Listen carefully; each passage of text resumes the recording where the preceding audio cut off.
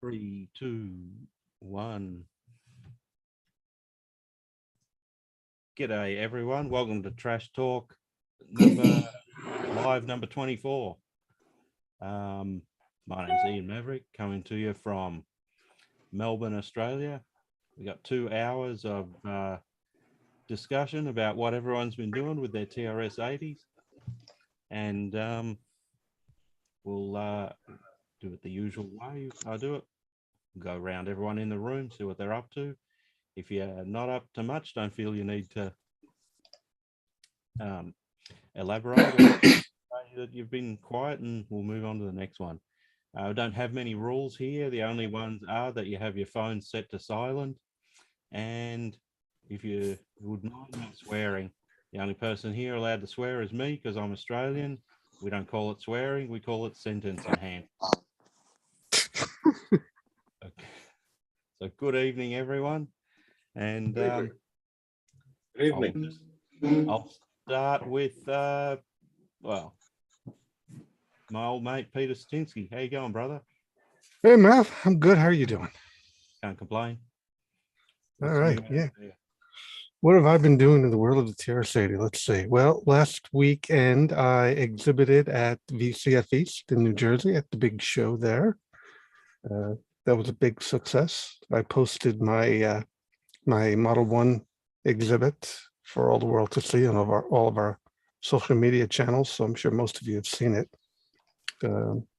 It was a exhibition of how I develop modern games on my modern platform, my MacBook Pro, and use all the modern tools, like the emulator running on the Mac and the assembler on the Mac, and do all the development, all the testing on the Mac Pro, and then just the final copy over to the TRS-80, the actual TRS-80 for final testing. And yeah, got a great reception. A lot of people stopped by. You wouldn't believe the number of people. It happens at every show, but they're like, they look at me and they point at it and they're like, that was my first computer. And a big smile comes across their face. It's like they haven't seen it in 30, 35 years. So I love when that happens because it just brings happiness to people's lives and brings back a lot of memories for them. So that was a good time. And I was able to take the camper. So that was a lot of fun. So we had sort of like a camp out as well with me and my son. So it was an awesome time. I highly recommend you guys get out to a vintage computer show for a weekend if you haven't done it before. So just fly out, you know, too easy. We've had visitors from Australia. Yeah. Malcolm, what was Malcolm's last name? McLeod. Malcolm McLeod. Yeah, there we go. Yep. Hey, Kelly, first time joining us. Yeah. Welcome. Hey, Thanks. Yeah. Kelly was there. Kelly is always running the consignment area, right? How'd they do this year? A lot. Oh, really? Oh. Yeah. I don't remember the exact numbers. You'd have to ask. But we were busy all 3 days. Yeah. Everything I packed. Consignment area. Huh? For those who weren't there, what is the consignment area? What's its purpose? I volunteer for the Vintage Computer Federation to manage the sale of other people's stuff. Okay. So if you have, like me, a basement full of old stuff, you bring it down with an inventory list and an asking price. They enter it into a POS system, put a barcode on it, and put it on a table. I sold everything I brought. There was someone trying to sell a Model 1 there for like $450, if I'm not mistaken. I saw a Model 1 with an expansion interface on the table. It said $100, but I don't know if it was for everything or what. Does anybody know? No, the one with the expansion interface was $100 for the Model 1, and then it was another $150 or $200 for the expansion interface. And then the Vintage Computer Federation, for the privilege of running the service for you, takes a 15% VIG. Wasn't there also one for $450? Or was I dreaming that? Because I saw that and I was like, that seems way too expensive, especially for in-person sale. Yeah, there was another one there. There was a complete unit that was listed. It was the TV, EI, keyboard, and it was $600 initially, and he brought it down to $450, and then he walked home with it. Mm. I'm not surprised. If he put 300 on it to start, it would have sold. People going to these things are probably expecting bargains, not eBay prices. And Right. Exactly. I had a complete 3B2 500, and I sold it for $300. I'd like to think that most of the stuff that is brought to Tandy Assembly for the auction there, that's the equivalent of what we have at Tandy Assembly, is really just what it sells for. It sells for, and if it goes high, that's a bonus for Tandy Assembly. Otherwise, it's just stuff people want to be rid of, and or might make for an interesting auction. It's a little different model, right? That's a donation, and all the proceeds go to Tandy Assembly. Where VCF gets a cut, but most of it goes to the owner, right? Yeah. Yep. Well, we get 15% of the sale price. Mhm. We will Cool. not negotiate sales for the people. I don't want to monopolize this, but we want to negotiate sales for people. But if you leave us your phone number and somebody wants to make an offer, we'll get you in touch with each other. Well, it's a great audience. I mean, you have hundreds of people walking by, so Yeah. great time to market a computer. The If you want. 3B2 I bought with me sold in 20 minutes.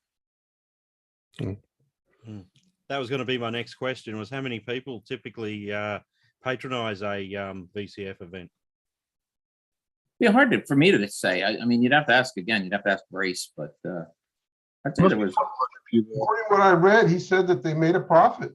They didn't lose money. They actually made money from what I read from his post after the event. The funny I thing, believe Matt, it. this is the first I've been there for 5 years, like 5 times in a row. And this is like the first, and the COVID interrupted it, but this is the first time I've ever been there where it didn't rain. And it's in multiple buildings without like connection. So when it rains, Yeah. it really puts your damper on the show a little bit. This time Yeah. it didn't rain. It was actually really nice. There was definitely several hundred people there. I'm sure across the 3 days there was more than that. So pretty nice. On Saturday, the parking lot was packed. I remember that. Yeah. So. Yep. So that's what I did. And what else? One other thing I wanted to show. I got this in the mail a week I ago. still have your letter. Oh yeah, I forgot to get that from you. Damn, darn. This is, you guys know what this is? Well, it's an expansion bus to VGA. IO. It's a TRS-IO, like the new modern TRS-IO with Okay. X-ray and the VGA out on it. And Arno sent this to me for testing and for evaluating his documentation and starting to play with some of my software. I told him I would get on it after I decompressed from VCF. So this is my next focus. It's pretty darn cool. I'm very impressed by it. It's for the Model 1. Yep. So we'll see how that goes. Yeah, then we have a new episode of the podcast coming out. We recorded it like 3 or 4 weeks ago now. I just haven't edited it, but tomorrow's my edit day and I'm going to try and publish it tomorrow. Got to get all the swearing out of it. That's the problem. Is that's what takes most of the time. All the bad language. Yeah, all the ahs and yums. But in that episode, Arno Puder, who was creative the TRS-IO, actually joined us and he talks about it and some of his other products. So yeah, it'd be a great listen. That's all I got. Cool. Thanks, Pete. Thanks. I'll come back to you a little bit later for a Tandy Assembly update. Yeah, sure. Yeah. If you don't mind. Normally we try to get through the newbies first. So we've already heard from Kelly. So maybe Kelly, again, can you introduce yourself? Yeah. My name is Kelly Levitt. I've been working with Radio Shack computers since 1984. My first paying job was working on TRS-80 model 6000s running Xenix. And I've been in the vintage computer scene for many years, mostly specializing in Radio Shack equipment. And my goal right now is I have to switch from hoarding mode to a working mode. Pete has seen my basement, and it is full. And it is to the point where I can't work. So I'm trying to downsize, but still keep the stuff I want to be able to work on, mainly the TRS-80 8-inch boxes. But I do have a pretty full complement of the PC line. I don't know if you guys are interested in that at all, but I have everything from the, I don't know, the initial 1000 to I don't have anything past the 2000, but that's really not the PC line. But I have like all the 1000 line. They're interesting, the 1000s in their own Yeah. way. The TV program, Young Sheldon, actually rented the computer for me for the first episode. He had one. I remember that episode. Yeah. Oh, it's good to know it came from you. Here, I rent a few old machines out to television and advertising that gets done here. So it's always cool when you see your equipment on TV. Yeah, it's pretty neat to say that you have a mouse in your basement that Annie Potts is yelled at. So, How did they know to rent it from you? Like, how did they know you had it?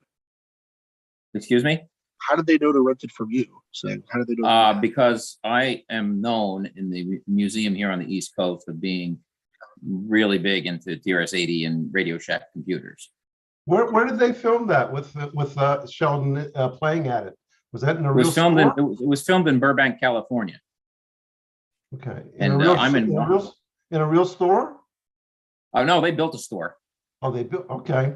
Yeah, they had been purchasing stuff to build that set for probably 6 months before they started filming it. Wow, that's interesting. So if you see sudden like weird Radio Shack stuff disappearing off eBay, that's probably a television production. Okay. Their budgets are incredible. Yeah. They paid me to take my Tandy 1000 SL2. They paid me to drive it 50 miles to the nearest FedEx store, to box it up, ship it out next day. They returned it to me and gave me $1,000 and gave $1,000 to the museum. Wow. Oh. That's And that nice. was for less than 2 months. That's And then they interesting. bought one from somebody in Canada. So, but I wanted mine back. Yeah, I Um, at one time had a lot of IBM PCs, and some guy saw it, and next thing I know, I'm getting a request. And he bought all of them, and they paid top dollar for them because they put them on a TV show. Yep. Yeah, that's what they do. Yeah. The TV show The Americans, the museum used to rent all the 70s and 80s eras tubes to them. So anyway, that's who I am. I've been working with Radio Shack stuff since the beginning. I have too many 2000s. I have too many Model 2s and not enough keyboards. And other than As that, do we all. I need a 12-step program to empty my basement. Well, And- when you develop one, let us know, because we all need all need that ourselves. I think we're all similarly over-equipped. Just to give you an idea, I gave away 4 VGA monitors at the Vintage Computer Festival. You know, the old 15-pin VGA monitors, and I still have to take 4 more to recycle. And these are just VGA monitors because nobody wants them. Well, Yeah. I have a lot of people after them here. One of my side Really? hustles. I'd like to make a living out of TRS-80 stuff, but since I can't, I also just do support for PCs, all pre-year 2000 stuff. And there's a growing collector base of people building their first machines, which tend to be 486 100s and Pentium 90, things like that. And they want it period correct. So they want 15 and 17 inch 15 pin VGA. They're prepared to drive incredible distances to pick up good working ones. So be careful Wow, about that's throwing them out. People are particularly. Well, that's why I've been trying to give them away. You can't throw them out here. It costs you money No, you to could get rid of them here.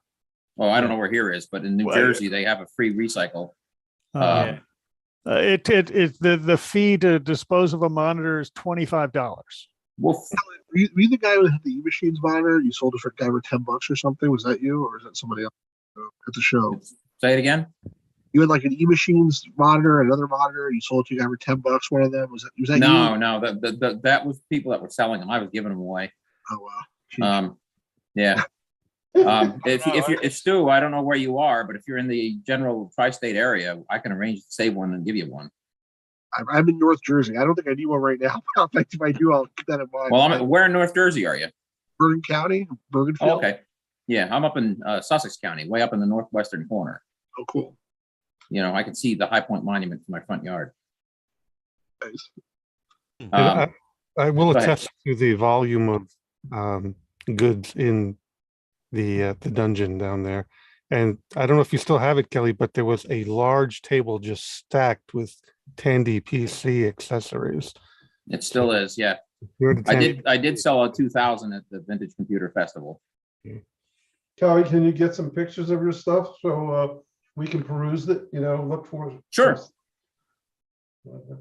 I mean, I'm not trying to get rid of everything, but I'm trying to get under control. So, Oh, yeah. yeah. Pete's 4 meg memory board for the 6000 came from my basement. And it works great.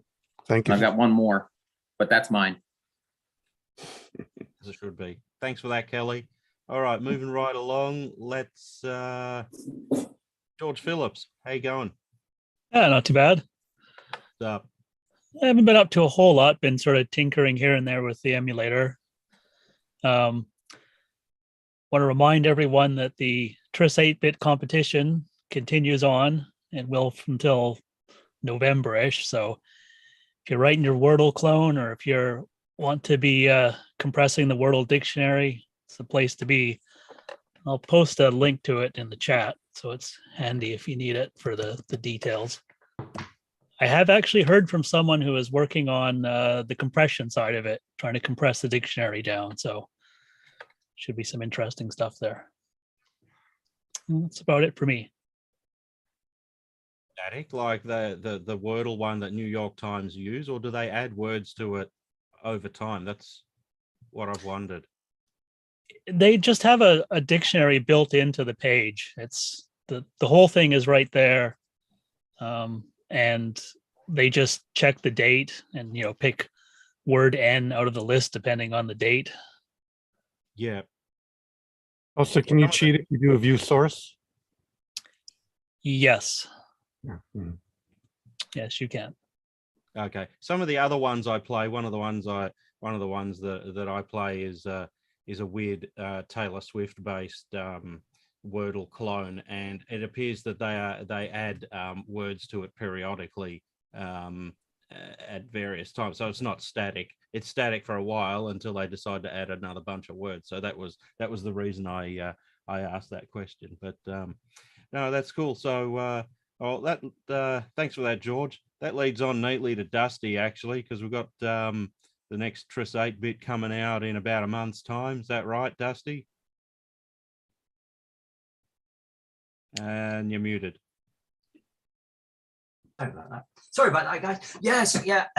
If anything's coming my way, could you get it to me, please, by the end of May, and then hopefully we'll be publishing just after or around the first weekend in June. I've had a couple of interesting little bits so far. Without giving too much away, the competition in Spain, I've got the results.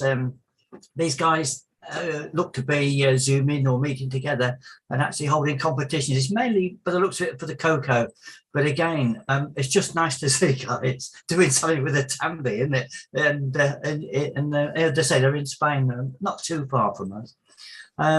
What have I been up to? Oh, it's a bit of a disaster, really. I booked the bank holiday Monday because in the UK everything shuts down as per usual, and I thought, right, I'm going to have a day and spend it just on the Acilab floppy tape, see if I can get it to read, because I had an email correspondence with George about attempting to get additional facilities in BASIC that were very similar to the extended BASIC that was written for the Acilab. But anyway, I spent nearly 9 hours trying to get, I won't swear, Mal, I know they're your privilege, but I spent nearly 9 hours trying to get a tape to read. And in desperation, I actually took apart a wafer. I mean, they're like, for the guys who've never seen these things, they're like an Exatron stringy floppy. And the wafer, these were 10 foot long, and they're 2 millimeters in width. And then I was stringing this thing out, trying to get it to read on a normal tape recorder, a reel-to-reel. But I just couldn't get anything I couldn't get a signal off it. It was a very disappointing bank holiday. But the only thing in its favour was the weather was blinking awful, so I didn't miss anything else. But other than that, And like everybody by the sound of it, we're having a big sort out and trying to make some room so that someone else can get in my study as well as me, and not succeeded. Heartbreakingly, I've tried asking if anybody wants a complete set of 80 micros. I didn't get any response, so they're actually in they're in the pulping bin as I speak. But there we go. We're having to sort of shift stuff, so there's nothing I can do about it. But other than that, I've been playing with a TRS-80 GP. That really is something I just can't believe, really. If somebody told me this is what it did and I hadn't seen it, I'd be very doubtful if I believed them. But yeah, Peter and George, well done, mate. That's some fantastic piece of software. But other than that, as I say, I'm really waiting to hear from you guys. I'd love to hear about this new board from you, Pete. When you get it going, send us a couple of photographs, will you? And I'll stick them in. Yeah. Okay, guys, that's about it.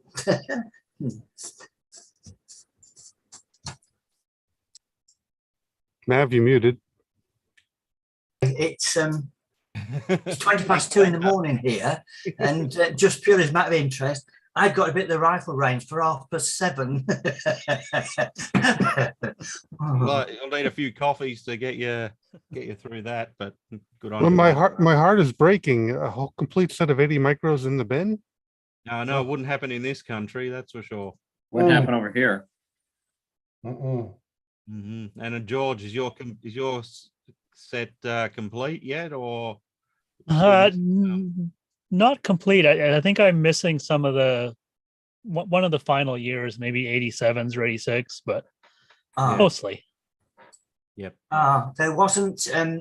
I think it stopped at 85. This in the UK, because I think it went on longer than they were actually produced, sent, or rather copies were sent to the UK. I think the last one I had was sort of May 85. Okay, yeah, we got them here right to the end. The last 6 months was PC only, before they pulled the pin, and they were getting difficult to get. Smaller news agents wouldn't get them, and larger technical ones would only get a half a dozen copies or something per month. So yeah. All right. I remember, yeah, Lance Wallstrop. Remember him, who did TRS? Yeah, he was saying that he was a regular contributor to it, and he was sending them stuff, and they didn't even tell him they were stopping. They just closed down. That was it. Yeah, if you read the last sort of last 2 or 3 issues of the PC era, it was a very quick termination of their contract with CWC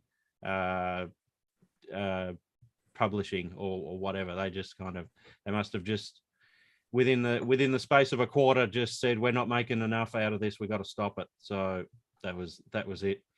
Yeah, because the May 85 ones are very, very thin. They're about 90 pages by the looks of it. Considering the 82 and 83 magazines, I think the top one was over 500 pages. I mean, you can't believe it, can you? 500 pages full of handy when stuff. When you see them on the shelf all lined up next to each other, you can see how they shrunk down. But a lot of the stuff that I learned, the technical stuff, is in that sort of 84 to 86 era of 80 micro, where they got rid of kind of the novice stuff and focused on more technical stuff. So for me as a reader at the time, although there was less to read, more of it was relevant to teaching me my craft. So they're my favorite ones, so sort of 84 to middle of 1986 or so. They're the ones I read the most. Wore out copies of them. Thanks for that, Dusty. Good on you, mate. Let's see, Vernon. Hey, buddy, what up?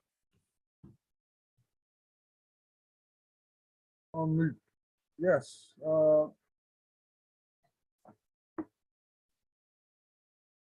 My Model 1 version of Fred stopped working. don't know what the problem is, don't know how to fix it. This chip here got real hot and it has burnt like a circle in it. Ah, okay. So you probably plug the 5 volts into 12 volts and that's cooked it. So well, we can work on it offline once this is over and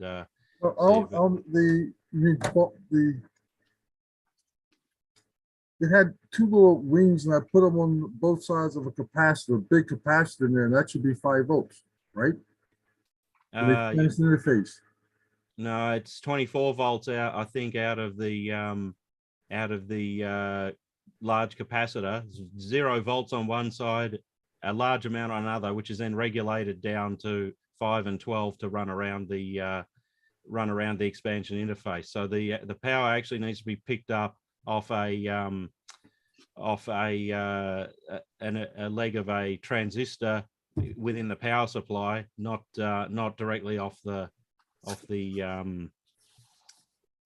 main the capacitor in the expansion interface. So I'll send you the I'll send you the information. I did make there is a video I made of it, which shows where on the expansion interface to hook up the 2 power things to pick up the 5 volts to feed the Fred. But there, the red circle on the PIC chip is a blown PIC chip because it's been overheated and cooked. So we will we'll work it out after the show.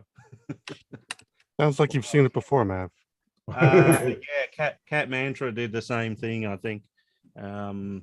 Though after a bit of help with Taki, he's now back up and running and got it working properly. So it may be okay. It may have just overheated and just needs to be reflashed with the PIC software, but it sometimes happens. But yeah.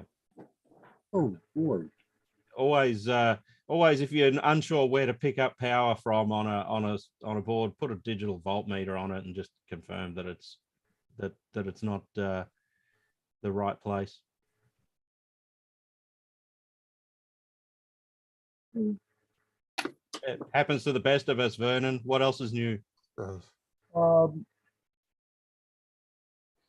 That's it. I got my Model 1 up and running, and I was real disappointed with that, and I kind of walked away from it for about a week because I was very upset with what happened. So, well, now we know what's happened. We can take steps to fix it. So let's do that. okay. Eh? All right. Thank you. Yeah. Cool. Not working on anything for the next TRS 8-bit or anything, or are you just having a little break from computers for the moment? For me? You, Vernon. Oh, I'm still, once I figure out how to get this done, I'll get it going because I hooked up the hard drive to the Model 1. It works fine. I talked to that fine. The Model 3 or the Model 4 and the Model 3 mode, it works fine. So I bought a Model 3 so I could do the Model 3 on a real Model 3, not a Model 4, acting like a Model 3. I know it's probably just a slight difference, but the Model 4 is done, the Model 3 is done, the Model 1, I don't have a breadboard that works. Mm-hmm. Cool. Well, sounds like you're having fun for the most part. Oh, yeah. That's good. That's all that matters in this hobby. Yep. Thanks, Vernon. Thanks for joining us again. Let's see who's next. Paul Metcalf. Hey guys. Hey. Not a whole lot to report this time. A lot of personal stuff going on, things with family, and too much to get into right now. But one thing I did finally get done. Let's see if anybody could see that. I saw your post on Facebook for that. Yeah, the Talker 80 board finally has a 3D printed case. I did invest in a 3D printer finally. If you do a lot of, or planning on doing a lot of 3D printing projects, definitely worth the small investment in comparison to what a 3D print house will charge you, as I was finding out. So, Which printer did you get? went with the Creality Ender 3, the V2 version. Okay. They just came out with a new one, the Ender 2 Pro, which from all the reviews I got for $169, they say it's probably the best printer out there for a beginner. Yeah, this one was around 230 all Yeah. in, but it definitely worth the price. Yeah. Few learning curves with a few things, and it took about 7 attempts with the file for this particular case for the lid to print out properly. There's a defect in the file where the person that wrote the file sketched it out on it's not in the same plane, so it doesn't sit flush to the bed of the print bed. So it just kind of tries to print floating in space, and that doesn't work out too well to get. Yeah. So a friend of mine at work who's into 3D printing, he suggested putting a raft down. Yeah, that's what I was. And that fixed the problem. So ultimately, the real fix is to modify the actual file and get it in the same plane. You go ahead and go to bed, and I'll take care of them. Okay. Well, Paul, would you mind holding that up again? That Sure. There's also photos on eBay if you, not eBay, on Facebook, Peter. was that a single printing, or you had to build multiple pieces? Well, the file that I found was on Tinkercad. Yeah. And I forget who mentioned it on Discord about it. They shared a picture of the same file, but it was on Tinkercad, and it's all 3 pieces. There's supposed to be a separate speaker grill ring that prints out, that I did print out, but I didn't like the looks of it. This looked better to my eyes, and I'd actually purchased this for a commercially available project box that I was going to fit it in, and if you want to go to bed, that wasn't working out too well. So, but I thought it was cool. When I first saw it, I thought it looked like one of those old Sony digital cameras. The one. It kind of does look like it. Yeah. I thought it was a volume control. To tell you the truth.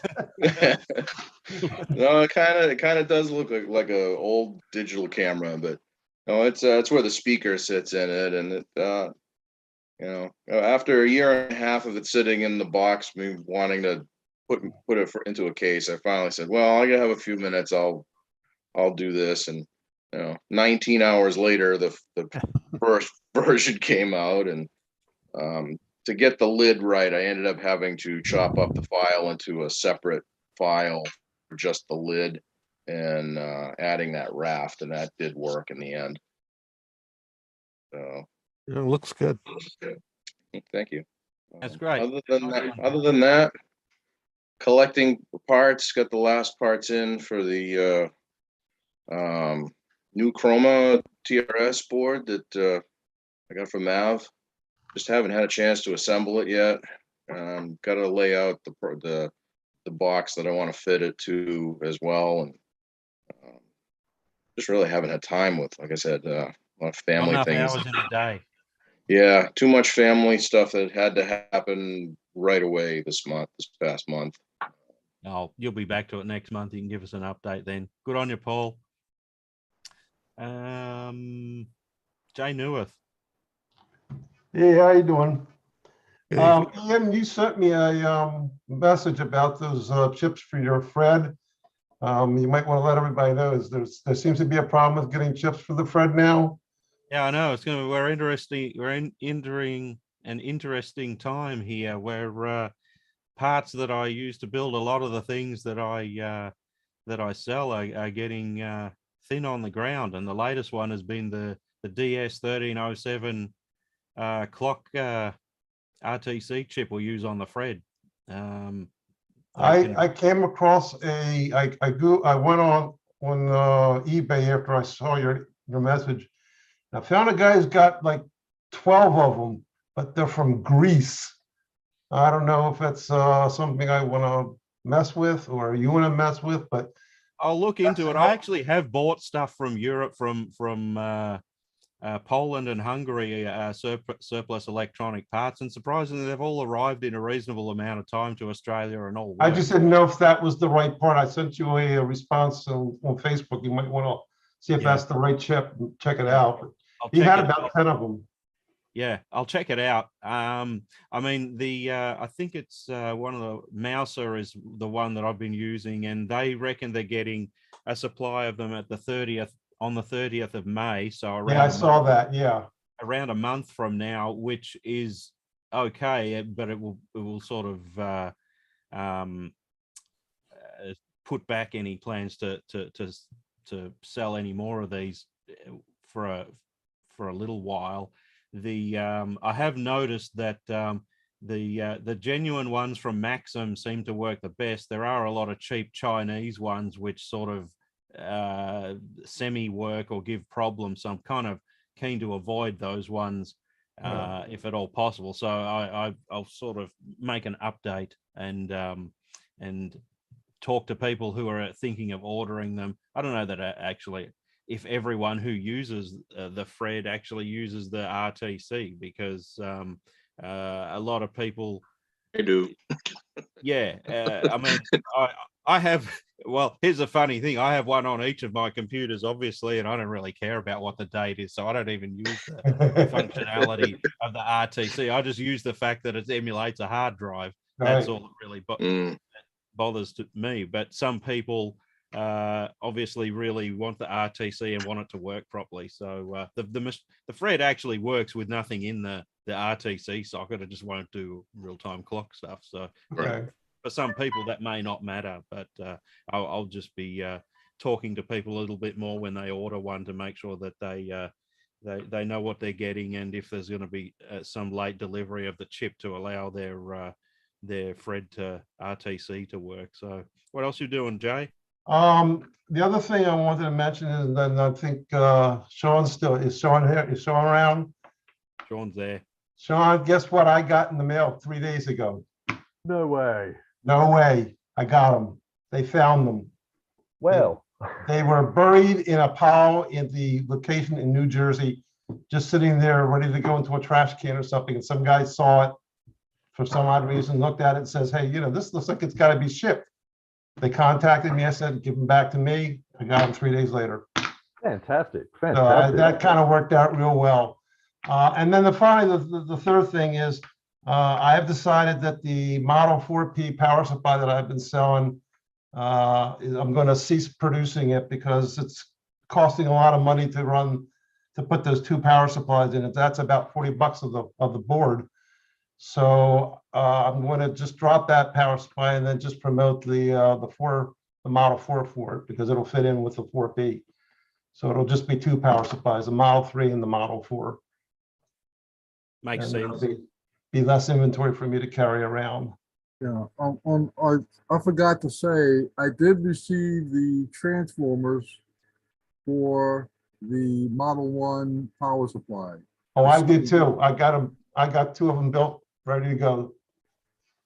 But now they're out of stock again. We got them all. You'd think they'd make 10,000 of the things, not 50 of the things, and but oh well, I suppose where there's demand. That's pretty much it for me. Cool, thanks, Jay. Is your connection dropping in and out a bit? I've seen you sort of fall off. Yeah, I don't know. I've been hitting the mouse by accident, and I think I've been kicking out of love and getting back one. So that's just my stupidity. Cool, good to see you. Let's see, Quinnen. Howdy. You're muted. Yeah, I might come back to you, Quentin, once you've sorted out your audio problems, okay? Craig Skills. Craig, you're muted too, sir. Hi. Hi. I haven't done much change jobs, so I've been pretty busy with that. But I did pick up a Fred and excited to use it, and now I know what to watch out for specifically to not burn it out. Have you hooked it up yet or not yet? Yeah, I was thinking about turning everything on, getting it all set up, and then, well, probably turning it off and plugging it in. But I haven't actually looked through instructions yet online to make sure I'm doing it right. And Yeah, if anything's not clear, maybe reach out to me first, just to double. Just contact Ronan. He knows how to do it.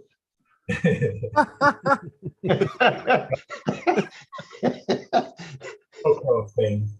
Ask Vernon's advice on how to hook up to the power. That's what I said.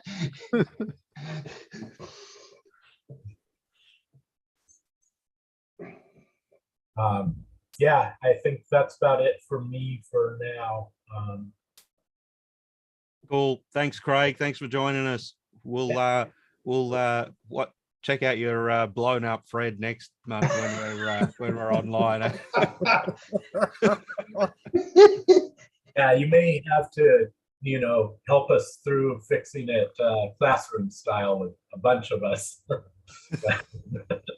Yeah, well, I'll just, the one in England that went pear-shaped with Cat Mantra, we've got someone in England lined up to sort that up. Taki eventually whipped it into shape for him, so I'll have to find someone who's keen to do these in the US to save shipping them all the way out here for repair. But we'll burn that bridge when we get to it. Mav, you need to do a new tech topic at Tandy Assembly: how not to blow up your Fred. There you go. That's it. Actually, that's a very good a segue into Tandy Assembly. I'm keen to hear how that's coming along. I noticed that I check the website daily, but that's not moving along. So maybe you could tell us, what. Well, we got the dates up. The dates are up there. So it's the last day in September and the first 2 days in October, that weekend. It's still scheduled for Springfield, Ohio, the same venue, same hotel. We do have the special pricing now for the hotel room, so you can call them. I don't have it up on the website yet, though.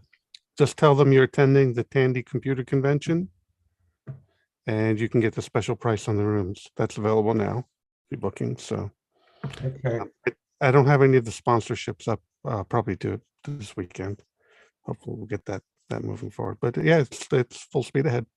I need to talk to United about getting some special airline pricing, because I don't know why it's fallen into that particular weekend, but the cheapest I can get a return flight there is 2,900 Australian dollars.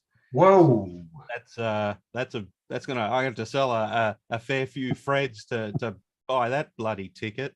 But ironically, because I have friends in Canada, in Toronto, or in Ontario, sorry, for the exact same days, to fly from Melbourne to Toronto is $1,900, a full $1,000 cheaper, even though flying distance is 2,000 kilometers more.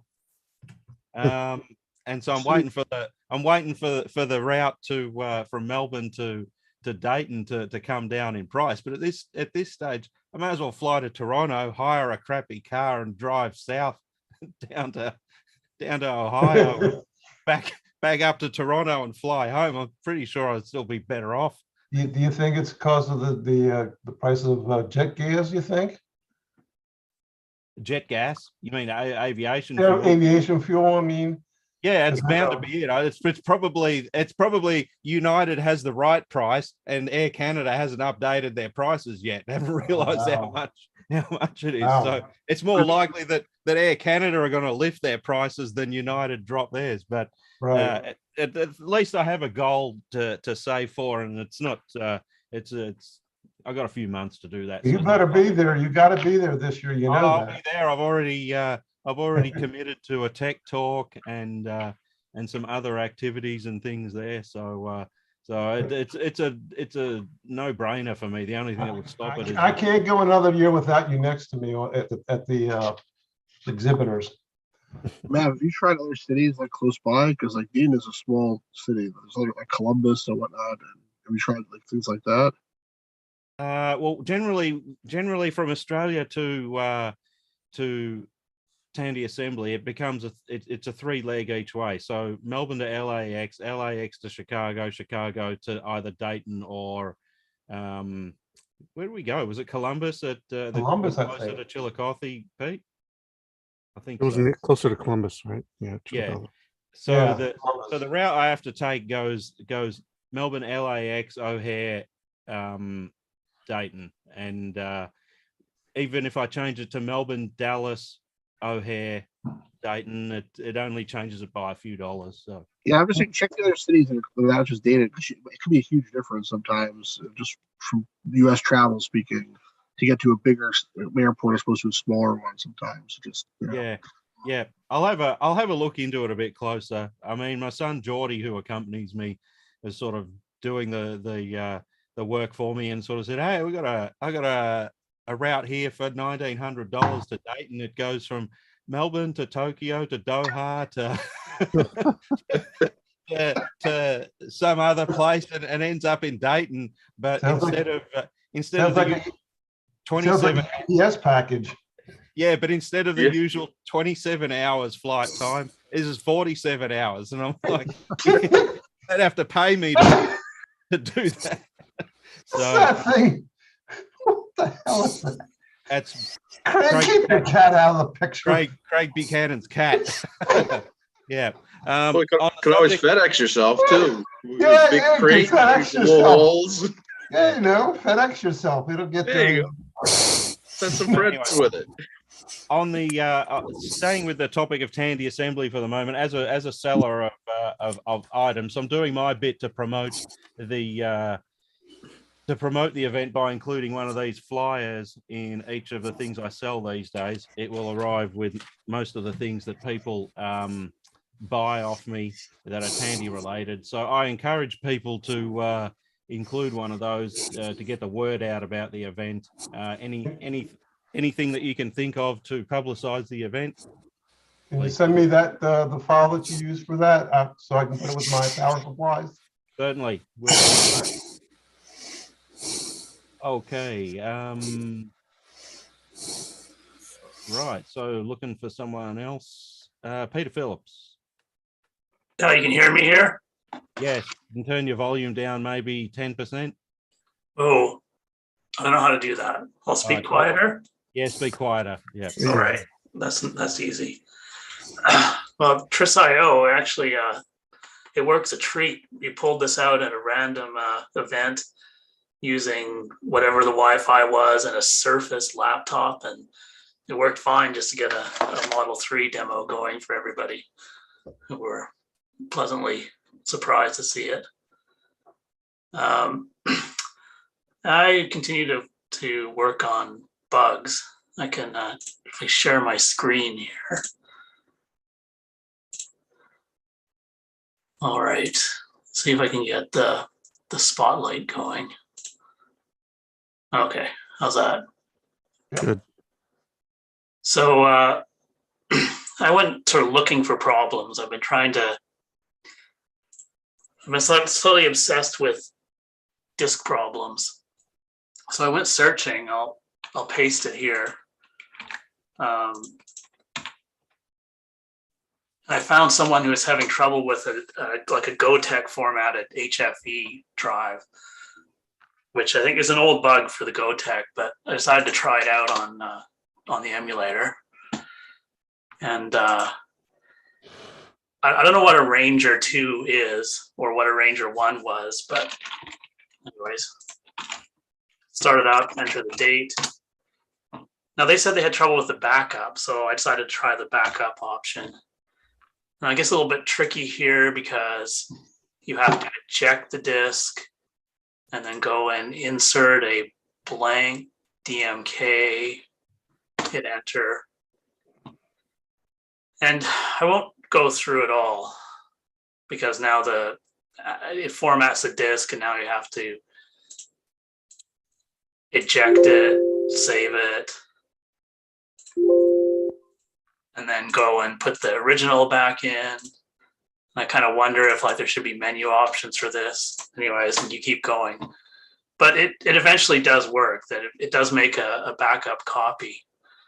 And what's interesting, actually looking at the disk too, is that if we look at the detailed view, it actually has some funny things going on here, but it's got an FM and MFM track. So it might be meant to be dual boot, but I couldn't get it to work.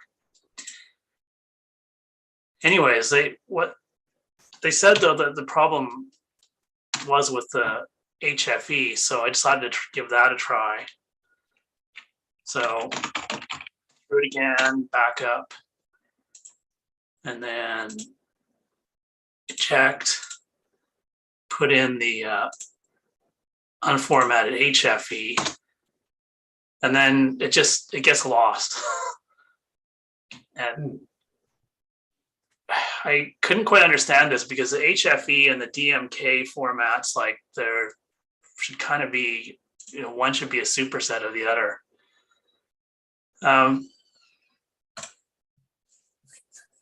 To get to the answer, I don't know if the highlight is working here. If I stopped it, make sure that's no. I don't know if you can see where I'm pointing. Highlights on now. Oh, good. So I realized what the problem was that when you put in a real disk drive, when you pull out the diskette, the head position doesn't change. And that's true with the DMK format, but bug number one is not true for the HFE format. So when we put in the blank HFE, the head goes to track 0, which still shouldn't make any difference. And when I got down to it, it came down to the timing. That this first section of code here is what it runs the commands on the interrupt. So it runs a command and then gets an interrupt to see that the command succeeded or not. And I noticed at the end of the interrupt handler, instead of just returning from the interrupt, it actually bumps the stack pointer ahead a couple and then returns. And so in the crash, it was actually returning to location 0, where it started to boot again. And that's what was confusing me. And when I got down to this, it's like, oh, it's interesting, clever coding here that they call one subroutine to send the disk command, and they call another subroutine to wait for the result, 70CO. And then actually the program will end up continuing here as if the other subroutine had returned. And if you look down here, 70CO, it loops waiting for some bit that the interrupt handler sets, and it doesn't really do anything. And what I realized is that was the idea, is that 70CO, the return is waiting for the interrupt handler to do something. Then the interrupt handler takes away the ordinary return address, and so you end up coming back to where you or it takes away what would have been the interrupt. So the interrupt would happen somewhere here, and instead makes the return happen to here. So very clever on their part. But the problem is that if you're on track 0, the restore head command completes faster. And now I'm not sure exactly how fast that should be, but the emulator does it too quickly. So if we look at where the disk command is issued, and again, it sends both the Model 3 and Model 1 disk commands. But what happens is that after it sends the command, it then does a little loop to wait for the command to get started.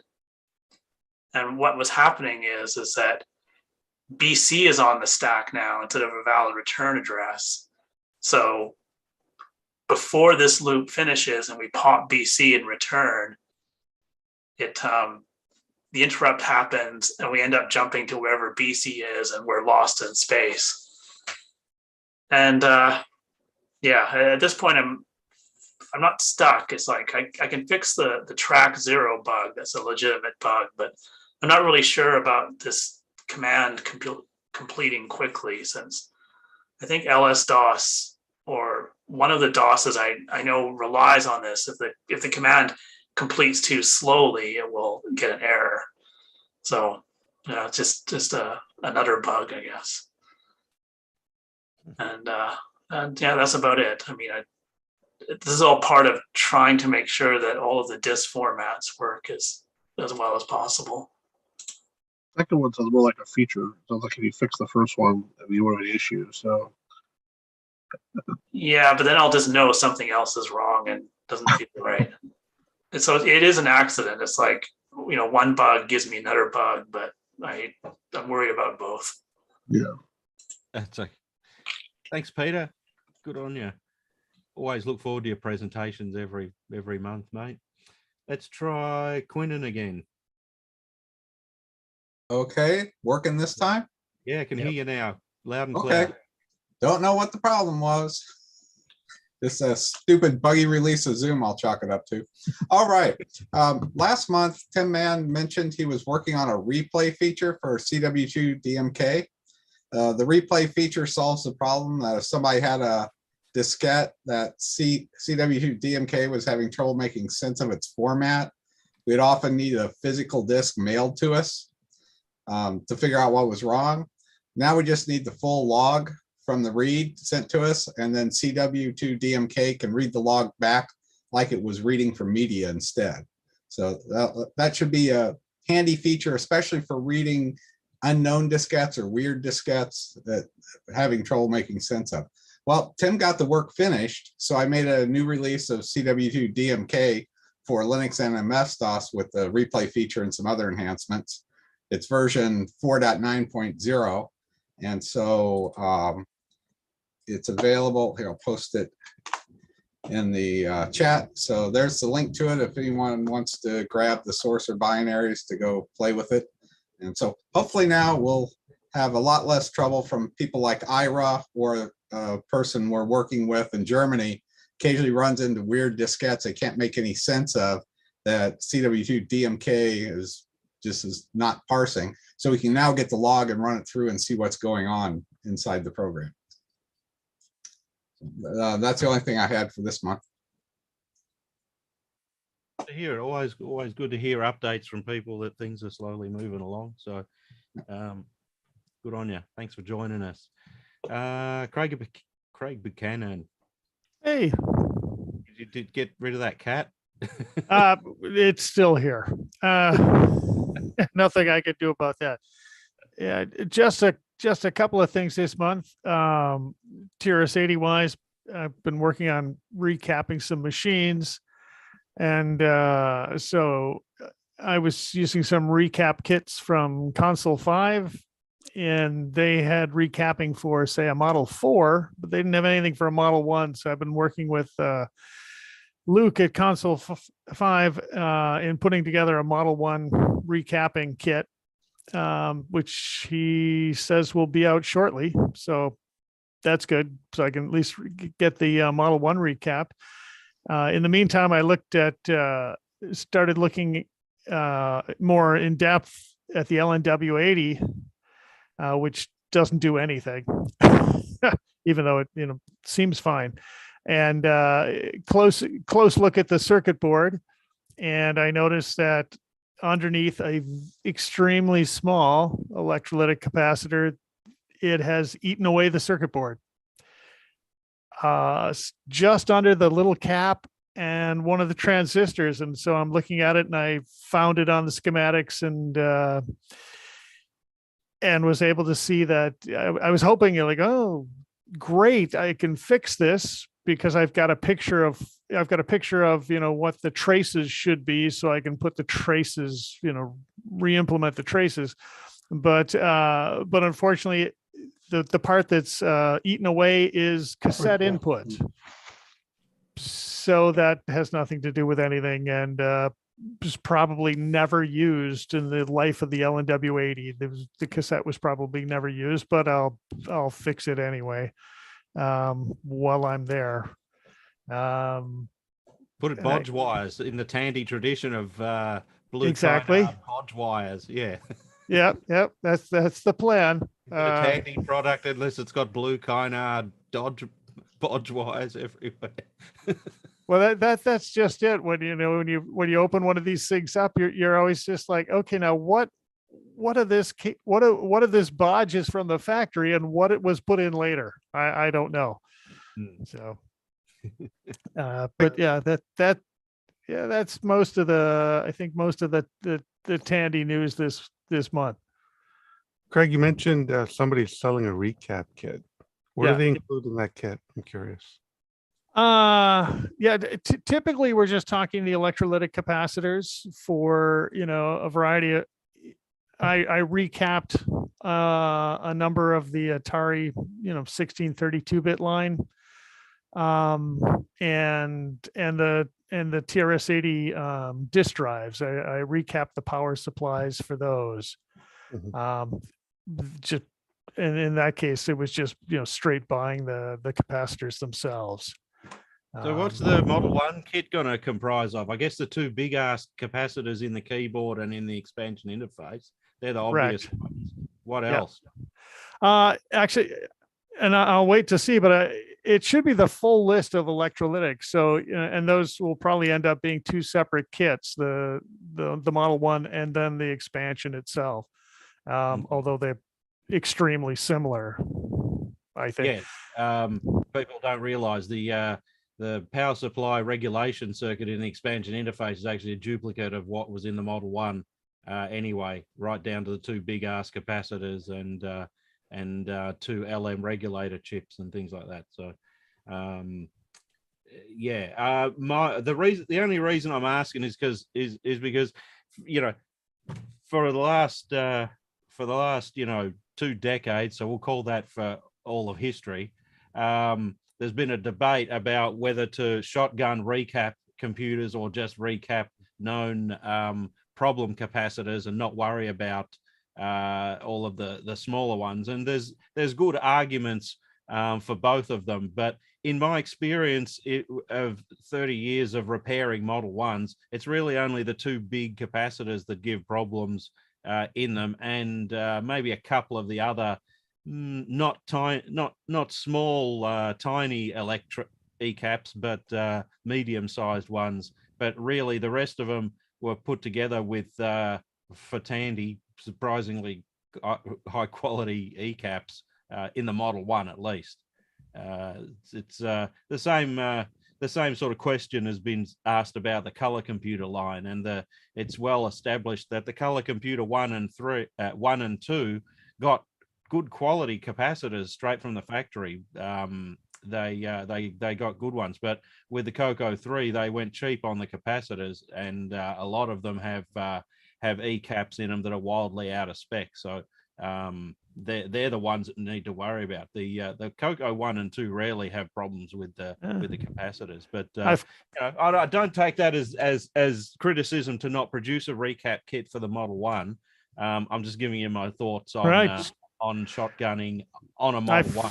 Yeah, I started with a Model 1, and I have my grandfather's Cocos still to refurbish. He had Coco 1, 2, 3, MC10. He had them all, and but I intend to get to those, and I haven't yet. So no, I always wonder about that, because I have seen different people and places. Sometimes they replace the rectifiers. They replace and that's why I was totally surprised in the LNW that the smallest little electrolytic capacitor I'd ever seen had caused a problem on the board. I mean, you almost couldn't see it. The mind boggles. I mean, the Tandy Model 4D disk drives have these tiny capacitors, ECAPs in them that you wouldn't suspect would ever give a problem, and yet they leak out and take half the bloody board with them, and render the logic board on them useless, which is a shame, because they're otherwise a really great floppy drive. But that's that. for some people who have the proper soldering rework equipment and are happy to shotgun recap a board, then I guess that's a weekend project for them. Then they don't have to worry about the computer for another 2 decades. Yeah, I found in general in the Tandys, including the 1, 3, and 4, and the 8-inch machines, the caps are generally high quality. They rarely give you a problem.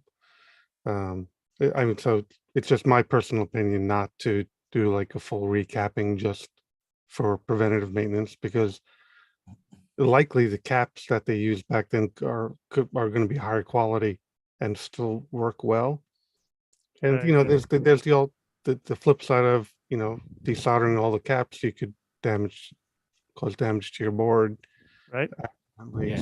I also know that not everyone has an in-circuit ESR meter. I have one, so I test machines, test capacitors on machines before I power them up, just to see if any of the caps are off by more than 10%.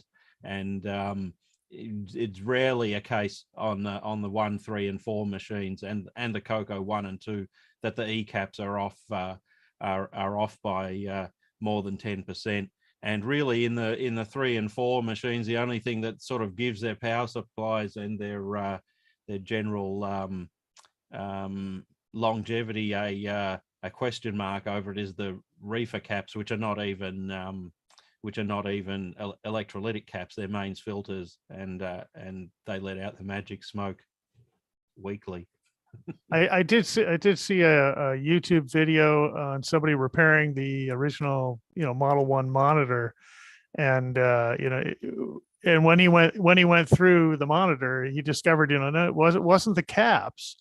It was that, these old power supplies would just dump a ton of power across a very large wattage resistor.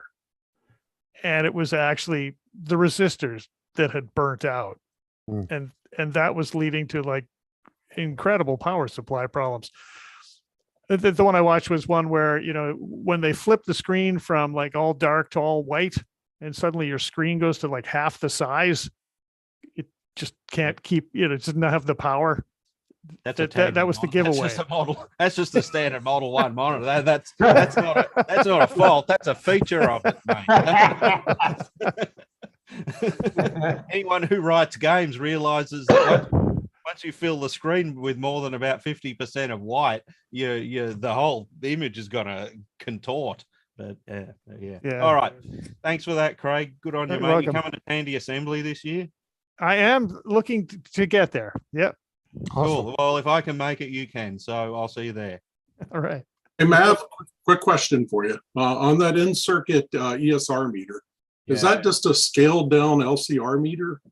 I'd never heard of one before. I just looked it up and I'm going, that's kind of cool. But your normal multimeter doesn't have ESR capability, or not to the precision that you need. So, and if you have parallel caps, how well does that work with parallel caps? Yeah, I don't know. The ones that later model cheaper multimeters have a kind of ESR function to it, though it's not as specific. The one I use is a Peak Atlas ESR Plus model ESR 70. It looks like that. So I use one of those. Just hang it on the terminals of the cap without unsoldering it from the computer, and it gives you the result in a few seconds. You want to see that again? No. I never thought about doing it that way. My LCR, I usually use it to qualify a part that's standalone, but I've never thought about doing it in circuit. Yeah. And I was just curious if it operates the same way as the in circuit one. So I'll have to try that out. Thanks for the tip. It's a great tip. Yeah, no worries. The only thing, once you get down to really low, really small caps, like 10 microfarad, 16 volt caps or something, they tend to not be able to report an accurate value. But for the big capacitors, the ones which cause the main problems in these machines, that thing's ideal. So. Oh yeah, I can see that working real well for that. Okay, thank you. Well, since I've Sure. got you here, Paul, might as well put you on time. Let me just jump in. I've got to bug out. So been Okay, great, all right. guys. Yeah, go for Thanks, it, Kelly, for joining. No Yeah, worries. I'll See be ya. back next month or the next We'll see time. ya. Fantastic. All right. Thanks for joining us. Yep, bye. Bye. Paul Borrell, Hello, you can hear me okay? you're on. Okay, so this month's been a kind of a crazy month. Been doing a lot of different things this month. I had my 16B die on me about a week ago, and I think I've about got that back up and running. That's been occupying my spare time for the last week because I'm using it as testing. But with some things that was going on, I know Pete, I think you were in on some of this. Ken kind of inspired me to start taking the Diag suite for the 8-inch stuff and upgrading it for larger memory and other features. So I might be releasing a whole new disk for that with upgraded features to go up to 7.5 megs of memory on the 68K and expand all those tests out where they don't break. So I have pretty much all those functional at this point, and that's what I've been using to test. I feel better. People, that are going to be buying memory upgrades and stuff, that'll be a better test tool for them to validate it's working in their hardware. So kind of got wrapped up in that, and thanks to, I think it was George, was trying to get some of the programs loaded onto a HFE formatted disk to run, and that's a challenge doing it on a 8-inch system. So George, I think it was George or Peter. Which one did I reach out to? I think I was helping you with you're doing Yep. with the Fred's import. Yep. So you can use the emulator and mount up a virtual Fred image and transfer it via directory that way, and that seems to work pretty well. So that's how I've been testing all the programs and have a bunch of things working on that. So hopefully I'll release that here in the next month to the public, and that'll give some updates. So, and it also will include the extra memory bits for the MMU. So you'll be able to test up through the 3 extra bits on the MMU. So is that the one that Ken had me test on my 4 meg card? yeah, that was the Z80 one, or that was for the one using the Z80 mode. I've got the 68K ones updated, and I'm finishing testing on the MMU ones right now. So okay, because that one had some problems. Did he give you the info on that? I had no problems with that, and I looked at his code. I made a few other changes to the code, but what problems did he have on it? Because when I ran it on my 4 meg card, it was returning a bunch of errors. Yep. Once it got to a certain memory location.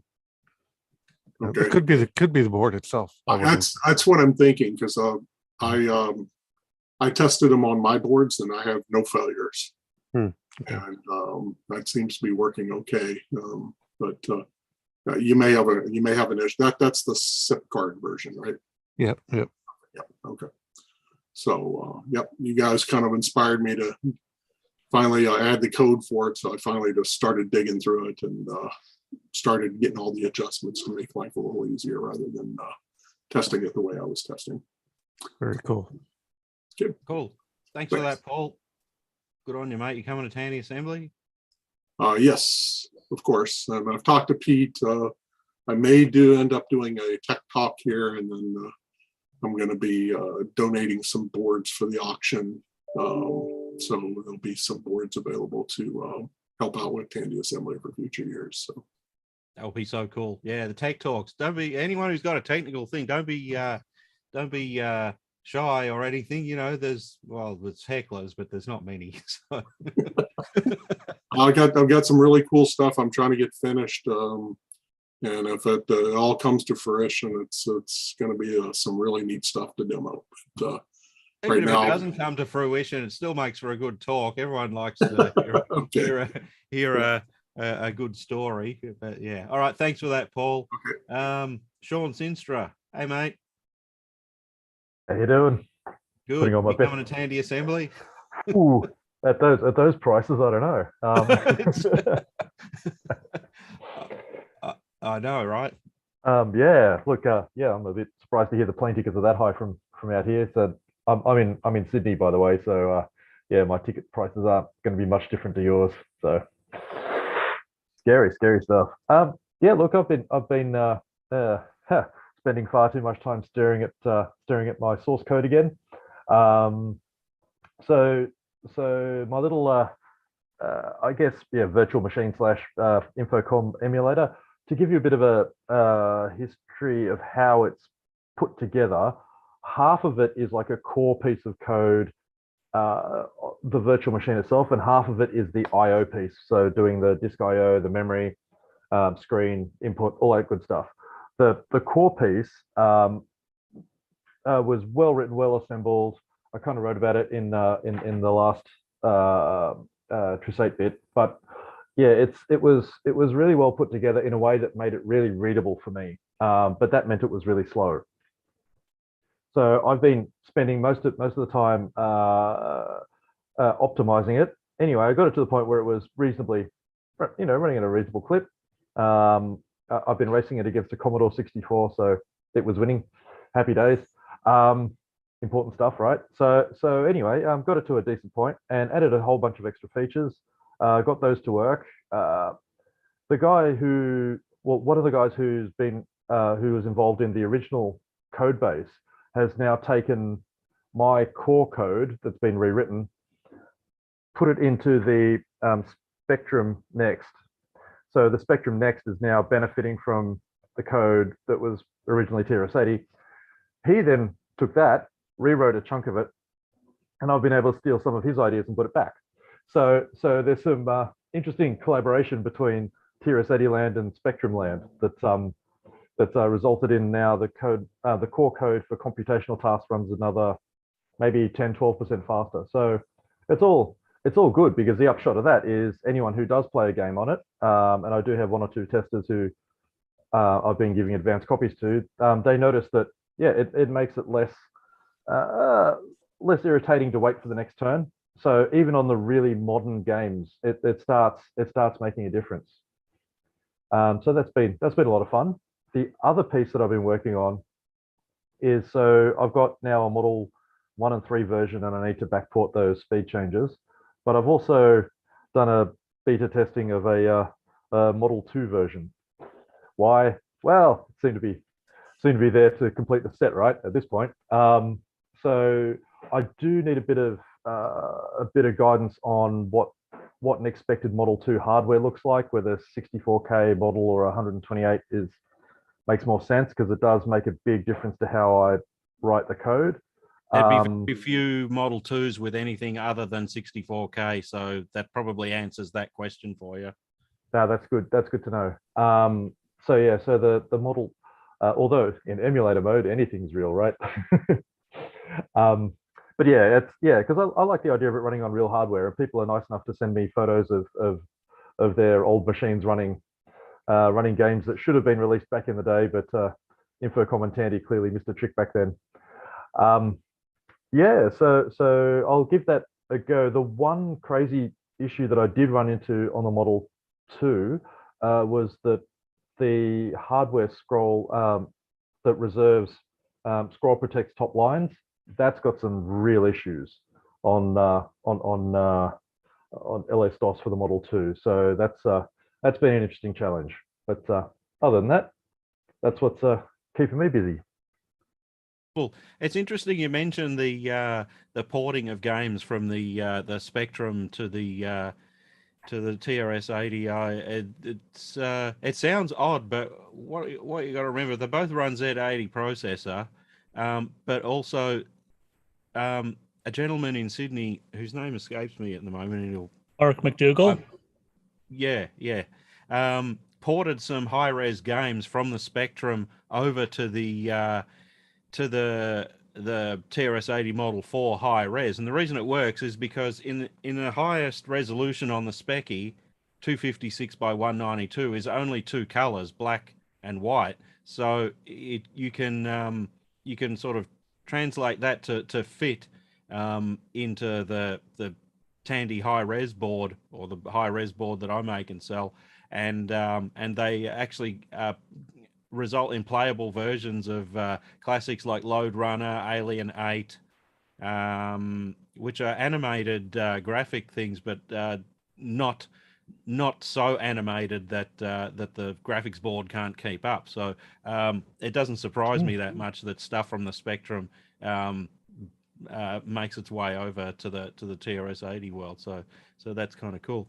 All right, thanks for that, Sean. Let's hope, cross our fingers here, that the airline prices do come down. I don't know, maybe it lines up with our school holidays and they're just profiteering. It could be as simple as that, in which case I'm just going to have to just dig deep in my pockets and pay it.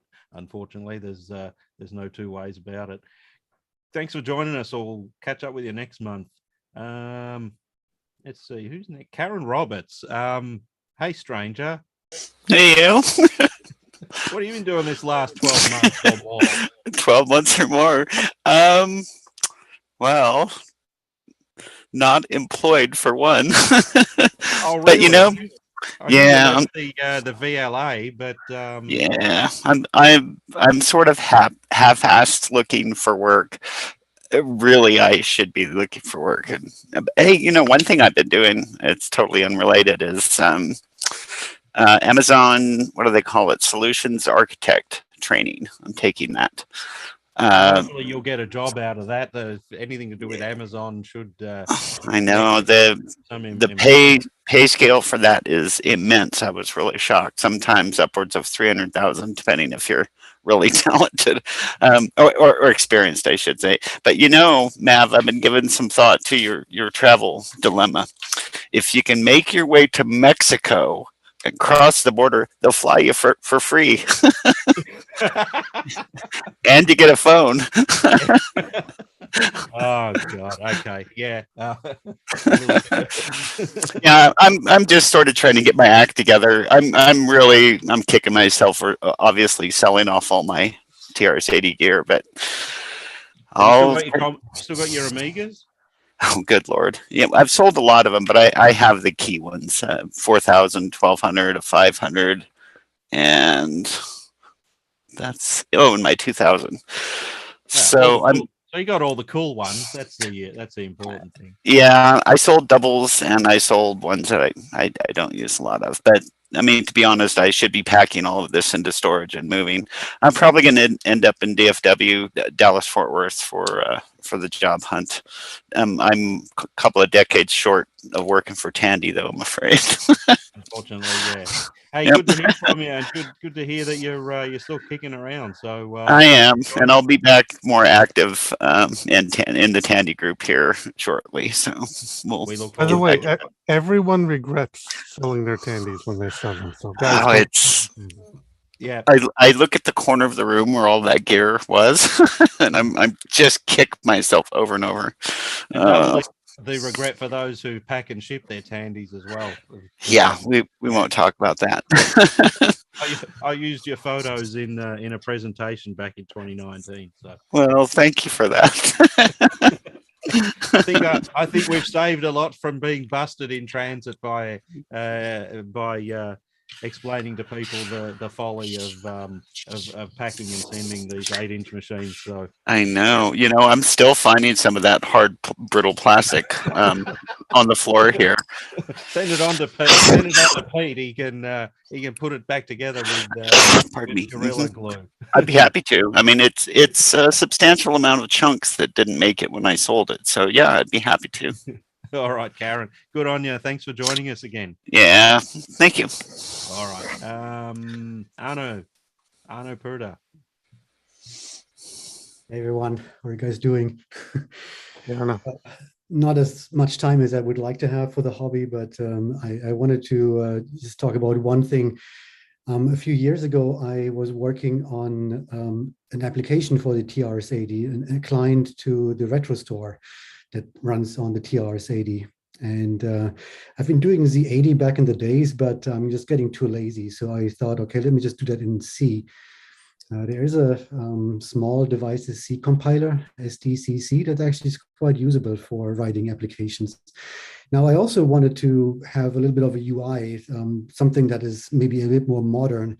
So for the retro store back then, I wrote like a little UI library that I finally refactored into its own GitHub repository. And that's what I wanted just to show, just in case anyone is interested in writing a TRS-80 app. And let me just screen share here for a second.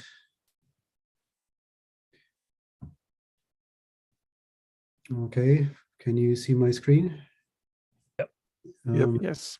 Okay, so let me just run the demo here and I'll show you some code.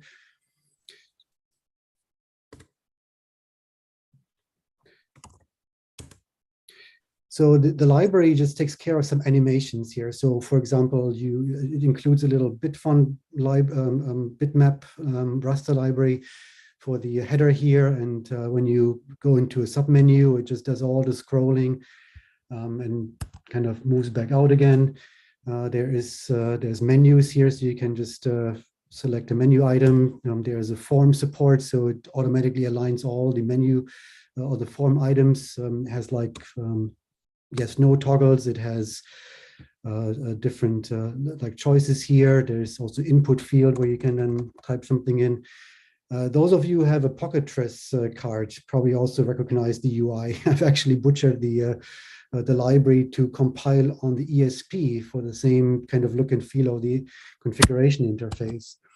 What I've also done is I've integrated the Tris.io API. So that's actually why I'm using not George's and Peter's TRS-80 GP, but I'm using a hacked version of SDL TRS because I integrated Tris.io.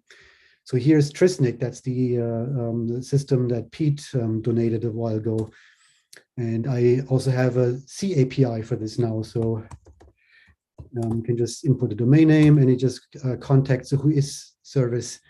So basically, if you want to do any socket API, there's now also a C API. And I added API for accessing remote files that are stored on the fret mount.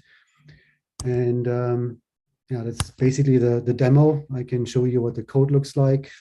So the main menu, for example, if you know a bit of C, super simple. You just declare the menu items. Then here is the menu with the title. And then all you have to do is just simply call a library function, and that takes care of everything, the whole animation going in and out. Here is the Whois demo that makes use of Pete's API. So let me see. So there are some calls to check if Tris.io is present. But then basically here is then the API to create a socket. And here to connect to a remote domain, the Whois server. And then you can send over the socket. And then here you receive from the socket. So there's basically, I mean, if you just want to get something up and running quick and dirty, then it's easier than doing it in Z80. So it's on GitHub. Let me post the URL in chat. So that's one thing I meant to do for the longest time, and I finally got around to do it. So it's on GitHub. All you need is SDCC and just download that library. If you know a bit of C, it should be easy to just have a little app up and running quickly. That's one thing I've been up to. So we finally have Windows on the TRS-80. It's a little windowing system. It's of course very simple, but yeah. I was surprised at the compiler. It looked like pretty modern C code there. You had like the dot initializers. SDCC handles that, eh? Yeah. I think a few years ago they were lacking in features, but they definitely got caught up. And I mean, I wrote the RetroStore client for the TRS-80 and using SDCC and this library, so it's fairly complex code. So I can definitely recommend to use it now. It's pretty stable. So did you write your own CRT0, or are you using the one somebody else wrote one and published that? And yes, well, SDCC, so they have backends for different microcontrollers and CPUs, and they come with the stock CRT0. I hacked my own. Let me do screen sharing again. So it's Okay, yeah, somebody else did it too about a year or two ago. So I adapted it. So, but basically, I adapted it for the TRS-80. So I save the stack pointer. I check if I'm running on a Model 1, Model 3. Then I look what is the highest stack address here. So basically, that is my startup code. Then SDCC creates the global initializer, and then here I'm calling the main function. So it's basically a hacked version of the SDCC CRT0. Okay, good. It's all part of the project. Yeah. Good work. Yeah, that's it from my side. Thanks, Arno. Good to hear from you. You going to do another tech talk this year? I do plan to come to Tandy Assembly. Yeah, if there's still room, then be happy to talk about stuff. Yes, there's at least 4 more slots left in tech talk, isn't there, Peter? Yeah, I think so. I think you're the only confirmed one we have. But I know Paul said he's probably going to do one too. So yeah, and Arno. Then I'll look for something nice and then sign up. No pressure, Arno. Sure. Arno, were you on earlier when I showed your board that you sent me? No, I Okay. jumped a little bit late. Yeah, I just told everyone that I'm gonna, now that I've decompressed from PCF, now I'm gonna get moving on that for you. So that's the FPGA version of TRIS.io. I'm quite proud of that. It's a cool project. And Matt Boynton, I believe, who is listening in right now on YouTube, he also helped quite a bit on that version. So it's a cool project. Yep. Cool. Thanks. All right, we're about an hour and a half into a 2-hour live session. So let's see. We've got a few people left. Al Shammer, are you? Hey, Al. Hi, guys. What up, dude? I haven't been doing much lately, so nothing really to report here. Mate, always good to have you around. Thank you. It's nice to have everyone else around too. Aaron Brockbank. Hi there. Hi. Hey, howdy. Yeah, sorry I missed the last Trash Talk Live. I've had a few things going on here, but hopefully things are picking up there. Yeah, I haven't been doing a great deal of stuff. I'm just trying to get myself back together. The problem with the LS-DOS, I think we covered in the podcast. I've talked to Sean about the thing that the problem with the scroll protector existed in the 6.20 beta of LS-DOS, and it just carried through, and they, like the hard disk boot, they never fixed it. Yeah, that was basically all I've got for this month. Yeah. Was the LS-DOS for the Model 2 ever an official thing, or? It was sold, certainly sold by them. They didn't promote it heavily. It was a bit like DOS Plus in that they released it and buried it, really, because the hardware, I think, was so different, and they couldn't support that and the 134 versions. It probably came across as a good idea at the time, but didn't gain wide acceptance. I used to be a subscriber to Computer News 80, and I can remember there was the ads there for LS-DOS for the Model 2, but I don't recall them ever available previous to that.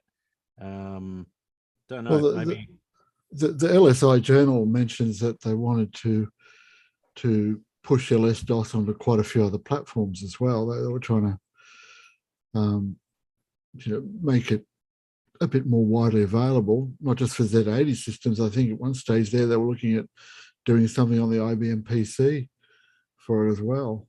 everyone was at the time looking for avenues to survive. So it doesn't surprise me that they would have looked into what way they could port and use it there. But I think it DOS took control, like so many other stuff for the IBM PC. They just decided the development cost wasn't worth it. Yeah, true. All right, Aaron, good to hear from you. Thanks. Stu. Hey, mate. Hey, man. What games I have you feel been like you playing? don't like me because I'm always like so close to the end. Yeah, I know. I just kind of That's because your Zoom, beard I isn't think- as heavy as Maverick's.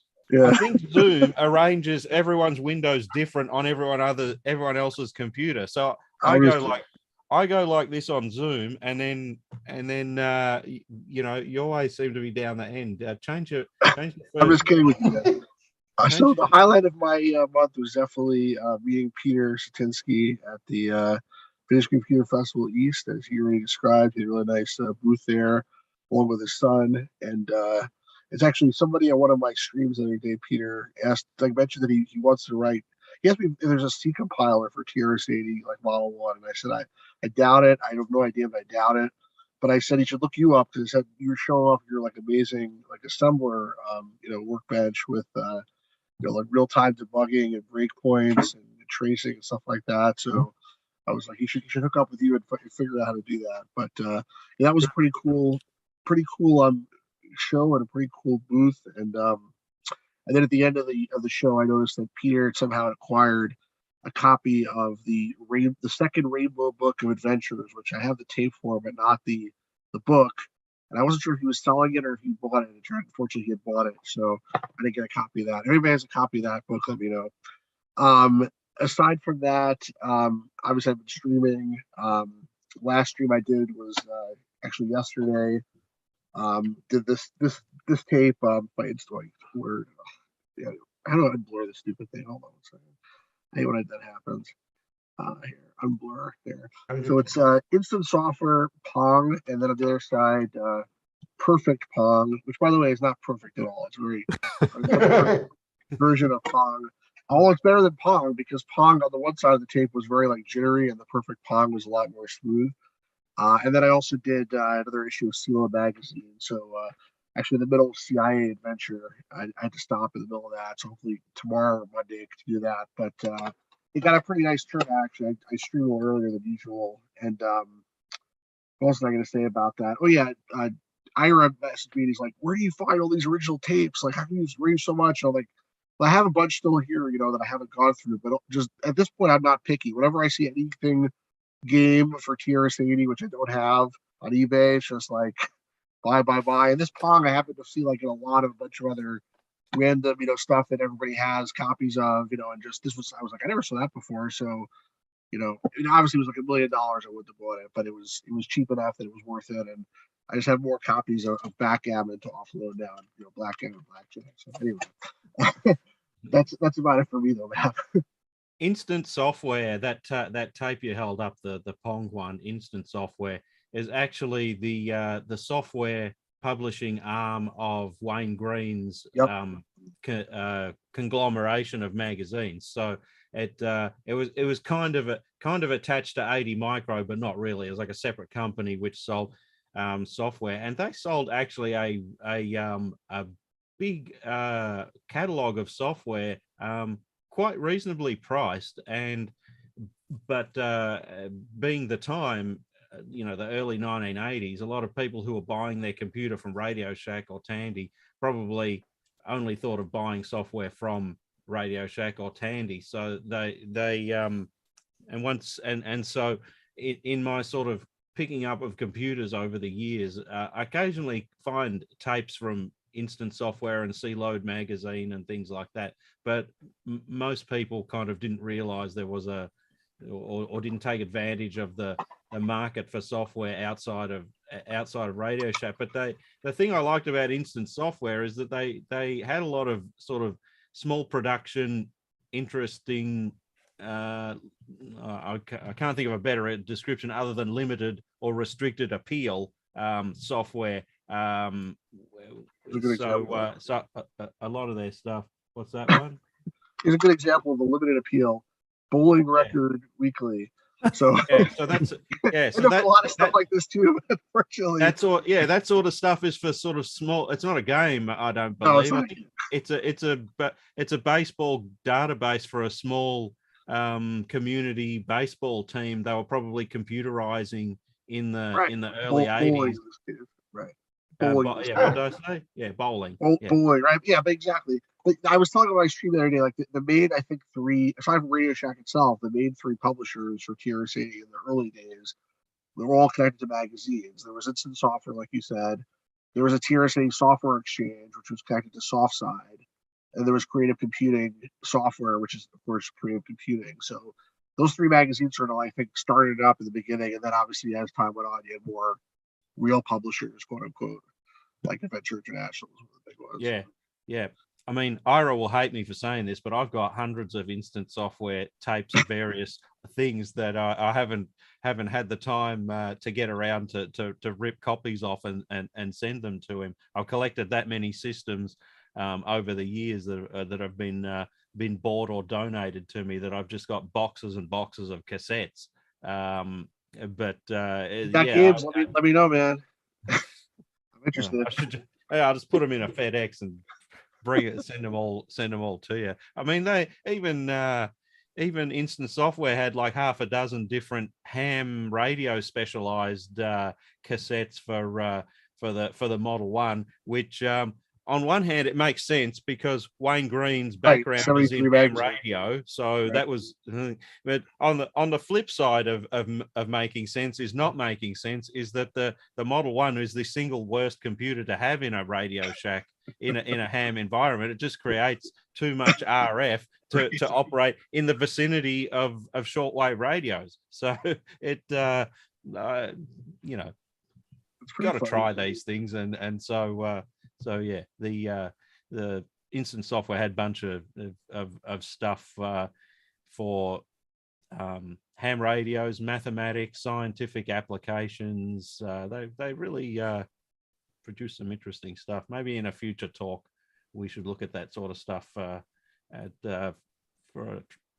trash talk episode. Peter, what do you reckon? Yeah, that's a great idea. Yeah. I think I've gotten through everyone and we've got 20 minutes to go. Any last words before we wrap this one up early?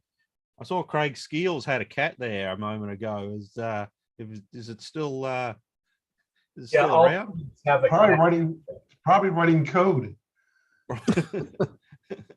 I still like my laser pointer with the cat. My cat, I actually got to stop laser pointering with my cat because my cat's like 12 years old now and it loves a laser pointer, but I'm sure he's sort of, feels it afterwards after he's run around like a crazy cat. Mine's actually afraid of laser pointers. It's the one thing we can't use. Wow. He doesn't like it. No. Wow. Amazing. But I'm afraid of it. Question, Peter, when you were at VCF, there was a lady who talked Val C, I think it was. Sure. Can you get the link? I've tried going on the website. I can't find the link to the video. They took the live streams down and they will republish them when they publish them up and edit. All right. And then the only other thing I want to ask is, Arno, is the Pocket TRS still available? I mean, how's the one get one? Well, it's a project, so you can always put in the Gerber order and the components. Okay. Components a bit of an issue. I have some components. I'll try to bring some to Tandy assembly, but these actually are difficult to assemble because they're all surface mounted. Yeah, that's what I figured. Okay, thank you. Cool. Back to these things. I've emailed these flyers to Jay as a seller, and if anyone's a seller or reseller of Tandy stuff and want to include one with their product in a publicity capacity to get more people to Tandy assembly, let me know. I'll email you the Word file. Just prints out. You cut it into 3 with scissors. Thank you. No worries. Okay, everyone. No, silence is golden except to an auctioneer. That's what we say here. But I think we're done. It's short and sweet one, Peter. Beautiful. All right, guys. Thanks for joining us. We'll be back in a month's time. Take care, everyone. Thank you. Keep an ear out for the next trash talk coming out tonight, isn't it, Peter? Not tonight. Come on. In a few days. Bye, everyone. Bye-bye. Bye-bye.